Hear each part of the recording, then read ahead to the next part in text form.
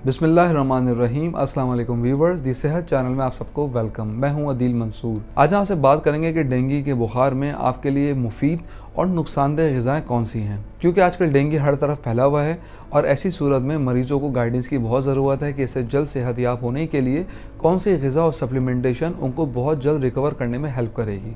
तो चलते हैं अपनी वीडियो की जानिब। अगर आपने हमारे चैनल को सब्सक्राइब नहीं किया तो अभी सब्सक्राइब कर लीजिए और बेल आइकन को प्रेस कर दीजिए। मुल्क में जहां अब भी कोरोना वायरस के केसेस सामने आ रहे हैं, वहीं दूसरी जानब डेंगू के केसेस में बहुत ज़्यादा इजाफा हो रहा है। अगर इसका बरवक्त इलाज ना किया जाए तो डेंगू जानलेवा साबित हो सकता है।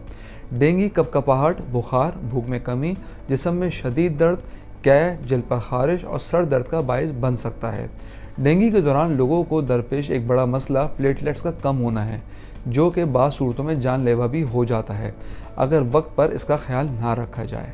अब हम बात करेंगे कि डेंगू के बुखार का घर में कैसे इलाज किया जाए। अब एक्सपर्ट्स कुछ ऐसे इकदाम बता रहे हैं जिनमें से कुछ डेंगू बुखार में करने चाहिए, जबकि कुछ से गुरेज करना चाहिए। सबसे पहले हम बात करेंगे पपीते के पत्तों का अर्क आपके लिए बहुत मुफीद है। पपीते के पत्तों के अर्क के बारे में कहा जाता है कि ये प्लेटलेट्स में ज़बरदस्त इजाफा करता है। इसका जूस बनाने के लिए चंद पत्तों को पीस लें और हाथों की मदद से इसका रस निचोड़ लें और इसको इस्तेमाल करें। इसके अलावा हम बात करेंगे विटामिन सी की। हमने कई बार सुना है कि विटामिन सी क़ुव्वत मुदाफ़त बढ़ाने में हैरत अंगेज़ काम करता है और ये बात यकीनी है। अपनी क़ुव्वत मुदाफ़त को बढ़ाने के लिए आप आंवला, लीमू, नारंगी, अनानास जैसे खाने की अशिया का भी इस्तेमाल करें, क्योंकि ये सब विटामिन सी से भरपूर हैं।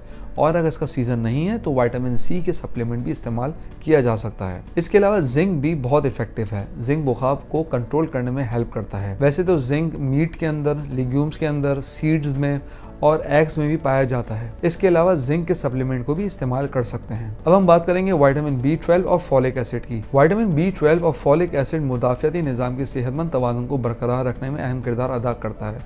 फॉलिक एसिड और विटामिन B12 की नाकाफ़ी सदा मुदाफ़ती रद्द-ए-अमल को यकसर तब्दील कर सकती है। अगर हम विटामिन B12 से भरपूर ग़िज़ाओं की बात करें तो इसमें अंडे, दूध, सीरियल, गोश्त, चिकन, इन सब में ये शामिल होता है, जो आप अपनी रोज़मर्रा की ग़िज़ा में शामिल करके अपना विटामिन B12 की कमी को पूरा कर सकते हैं।